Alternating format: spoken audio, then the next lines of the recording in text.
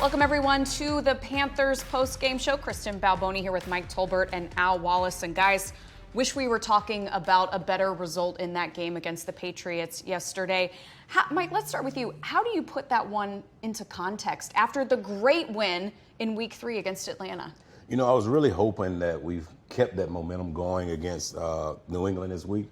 I think we need to find our identity. We didn't really show who we were as a football organization yesterday. So. And now? Yeah, I think you go into that football game saying, was it more about the Falcons or was this a great performance from the Carolina Panthers? Who are the Carolina Panthers? Dave Canales, this football team. And I think a lot of questions still unanswered. So a lot of work to be done. 4 games so far in the season, and you're just hoping that there's some hard, tough conversations in that locker room.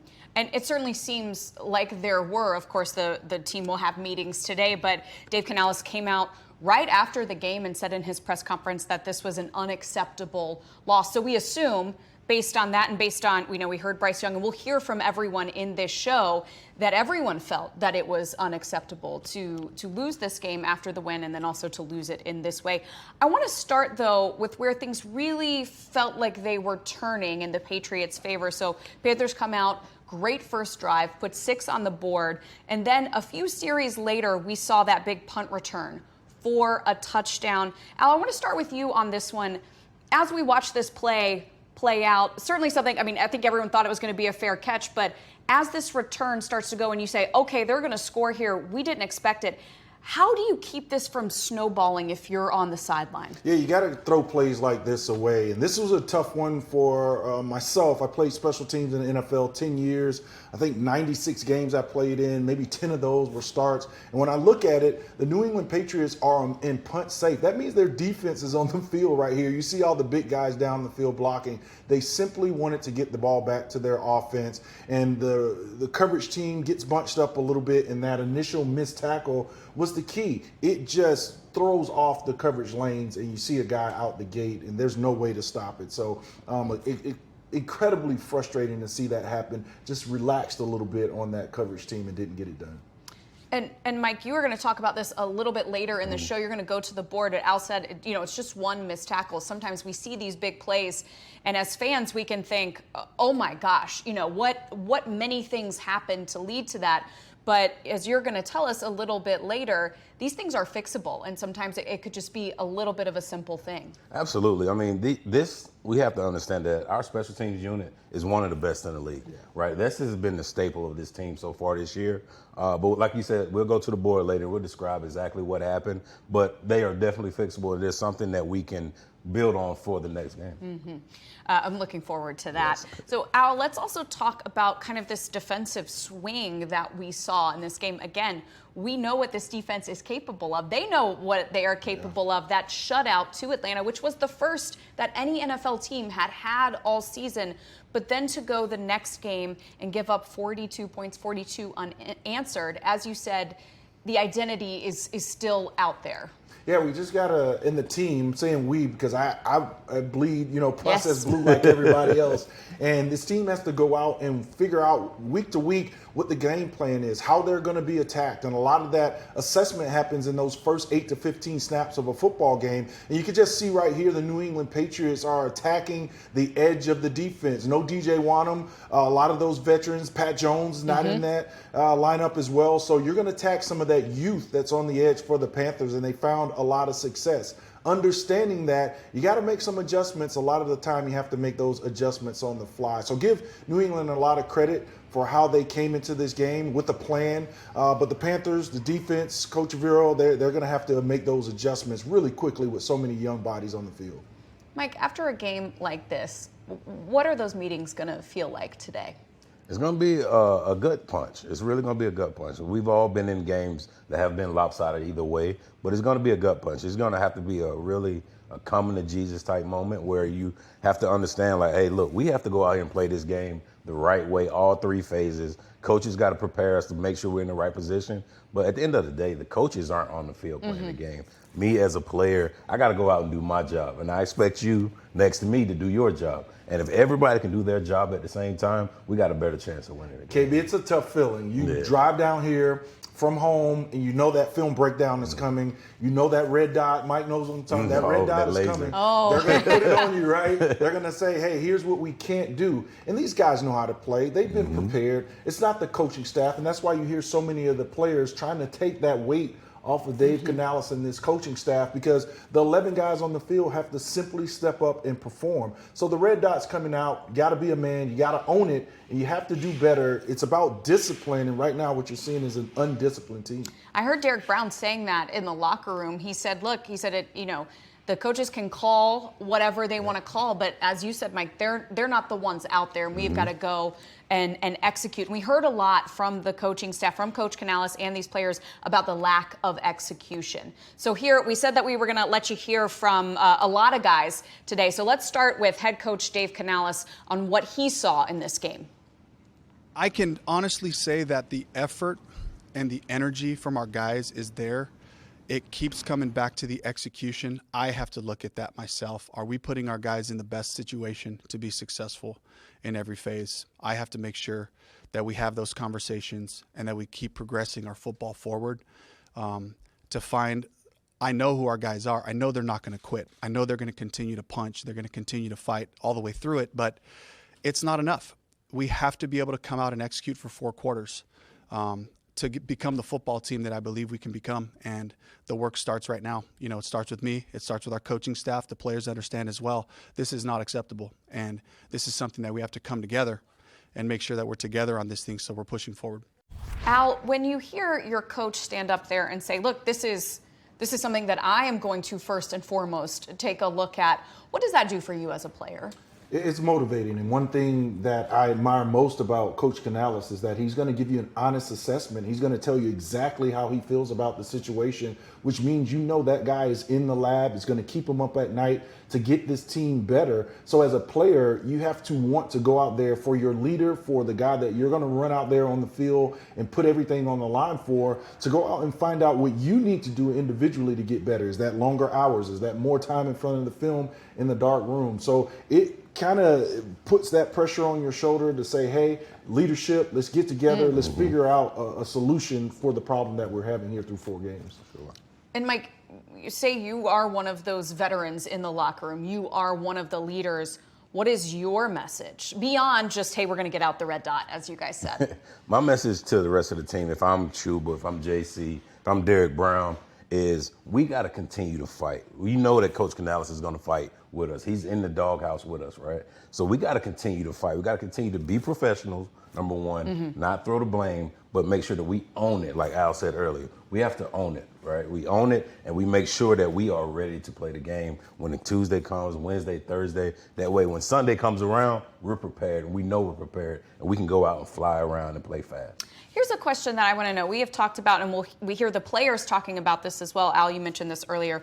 When you say you got to flush it, does everyone have their own personal process for flushing it? You know, I always think that's something that athletes do so well. So how do you actually do that how do you actually really apply that, Al? Yeah, I think you have to look forward, and everybody has to continue to look forward. Now, that doesn't mean you forget what happened on Sunday or last week and the week before. But for me, as a player that was a backup on a lot of our scout team looks, it meant going out and being a good teammate. For me, a good teammate meant going out there and, Stussy and Jordan Gross and getting after him, KB. So I'm going to give you everything I had so you can see everything in my toolbox that's going to help you prepare better. So flushing it for me is taking out that frustration during practice, making it as difficult and challenging as possible so that we can get better and move forward. It's the only way. It's hard to turn it off and cut your brain off and say, hey, we're not going to look back at the past. But for me, it meant going out and really putting back on the hard hat and going back to the fundamentals. That's such an interesting perspective. Certainly these guys are professionals. They played a lot of football, and they know how to deal with adversity, right? So I want to point our attention now to Bryce Young. In addition to Dave Canales yesterday speaking on the podium, Bryce Young came up and talked to the media. Here is what he had to say. It's on us, it's on me, it's on everybody in that locker room. We talked about that after. We all take accountability. We all have to look in the mirror. We all have to understand what we can do better. It's definitely not on him, definitely not on one person. So it's all of us that have to be better. Right, so that is what Bryce had to say again as you talk about your head coach taking responsibility. And you know Bryce is one of those leaders. He's got the C on his chest. So we imagine that he's going to be one of those guys, Mike, that's in there having those tough conversations. And how do we move forward, as we were just talking about? Absolutely. I mean, Bryce is, without a doubt, one of the leaders of this team, right? And everybody's looking at the quarterback to either take the blame or take the success from it. He's always going to take the blame. That's what good quarterbacks do. That's what good teammates do. But at the same time, Bryce knows what this team is capable of, right? He knows what Coach Canales is capable of. The proof is in the pudding. That first drive, like the offense was rolling, right? Some confusion to the defense, and we got 6 points on the board. Like you said, that's what this team Could be. is capable of. Absolutely. Now, one thing I do want to point out is this wide receiver depth. So we saw David Moore, who's this veteran that is so dependable, go down on that first series. We also saw DeLavon Campbell, who was that fifth wide receiver and a big special teams contributor, go down as well. We know Xavier Legette was out once again with that hamstring.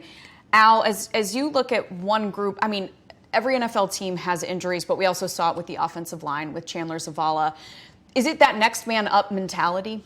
It has to be. It has to be now. This team and this wide receiver core is in a position where you just have to look at yourself and say, am I doing everything I possibly can to be successful? And that means preparation. That means being someone that Bryce Young can trust, right? Can he trust me at the top of this route? Am I going to be where I need to be to pick up first downs? So it doesn't matter where you were drafted, where you were on that depth chart, your number is called and you're in action right now. Can Dave Canales and Bryce Young trust you? And that's a huge part of being a wide receiver. We just need you to be where the concepts and the scheme of the offense dictate.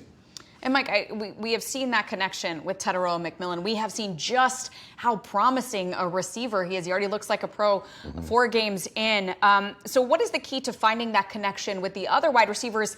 And we don't always know who those are going to be depending on the injuries. Right. I mean, you got to understand, too, that these things take time. You know, quarterback to receiver, like T-Mac and Bryce are working out together in the offseason. You know, some of these guys is catching balls right now from Bryce are fairly new to him, right? He doesn't get as many reps. So it takes time to build that camaraderie, build that chemistry, you know. And obviously we saw that New England was putting a lot of onus on number 4 because they know he's that guy, right? And without Xavier Legette, David Moore getting hurt early, you know, it really put a lot of limitations on what Coach Canales could do offensively.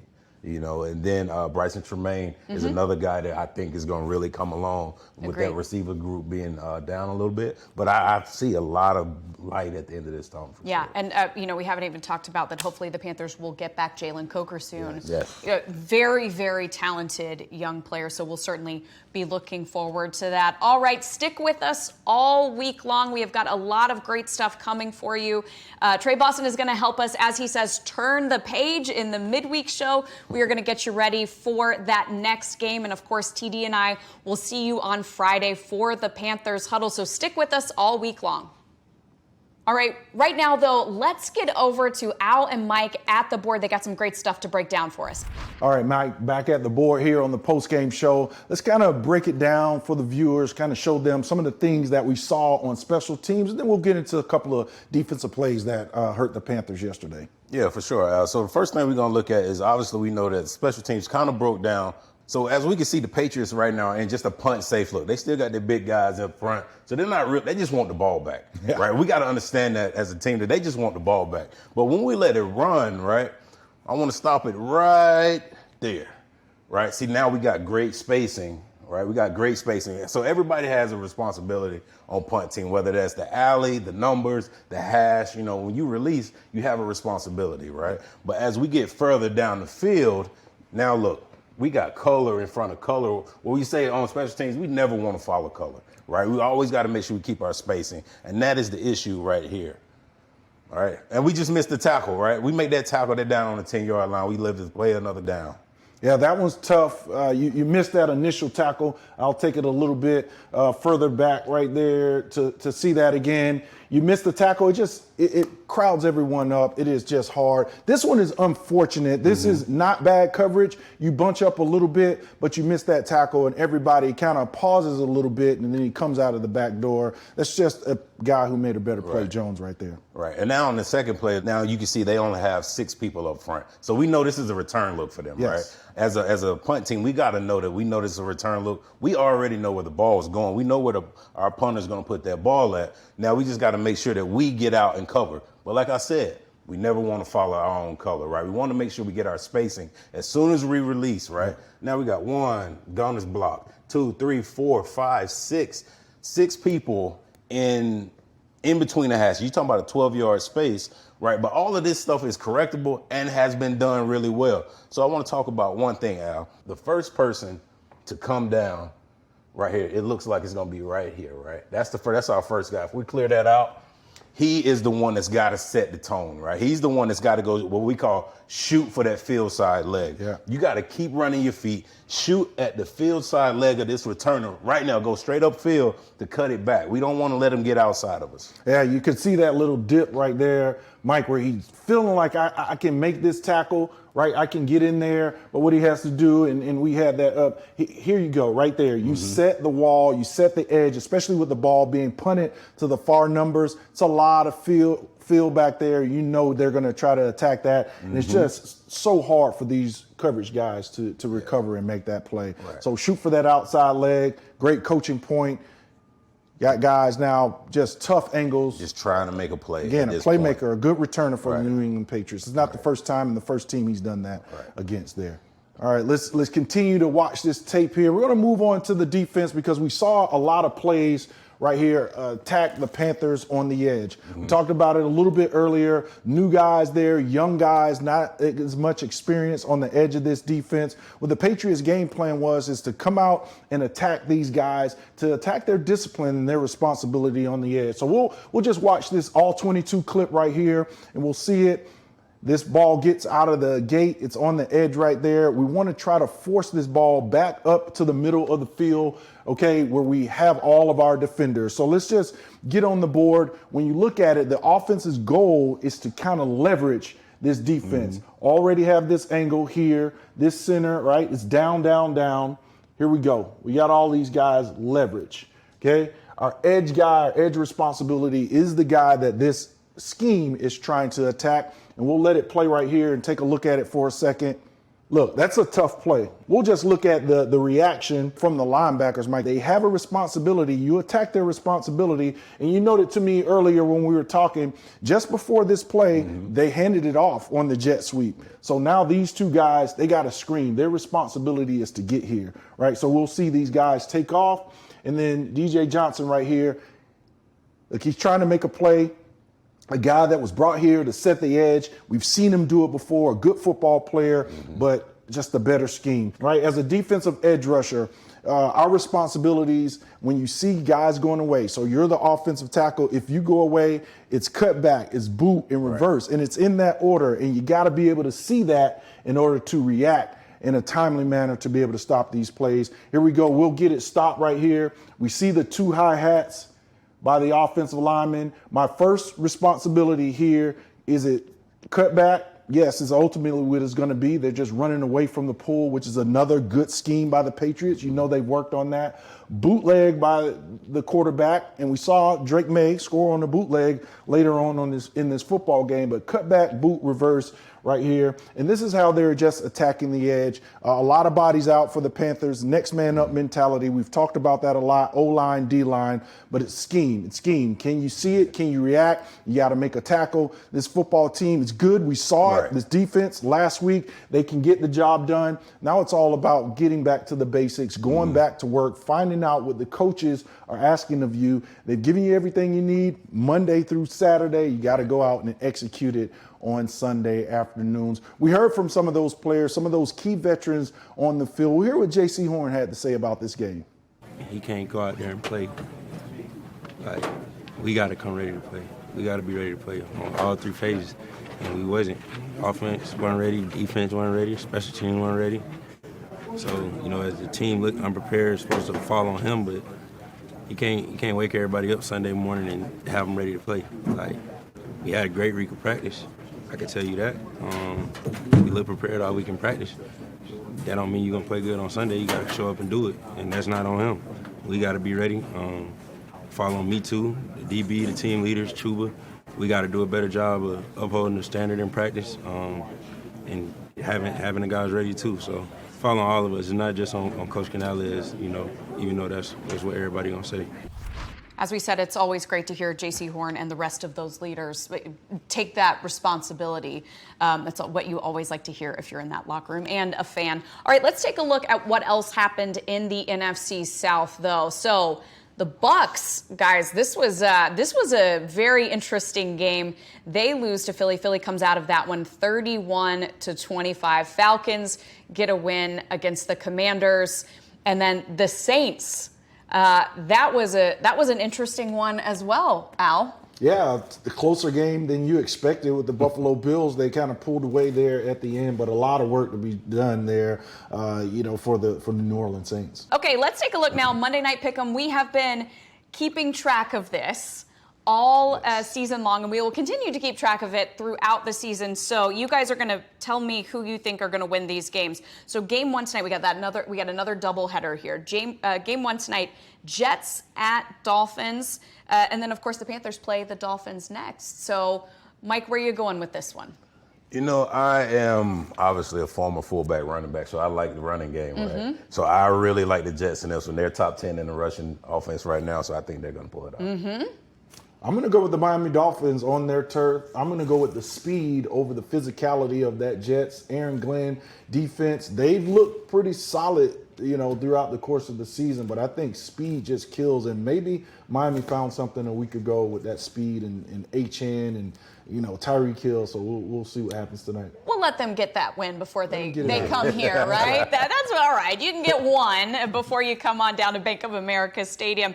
All right, game two of this Monday night doubleheader, Bengals at Broncos. Al, let me start with you on this one. I'm going to go with the Denver Broncos. I love the defense. Quarterback issues, obviously, with Joe Burrow being injured in Cincinnati. They have all the talent and the weapons on offense, just not enough firepower on defense for the Bengals. The Broncos still right there, I think, one of those interesting teams. Tough division out there for the Broncos. All right, Mike. Well, like I said, I'm a rushing offense type guy. No.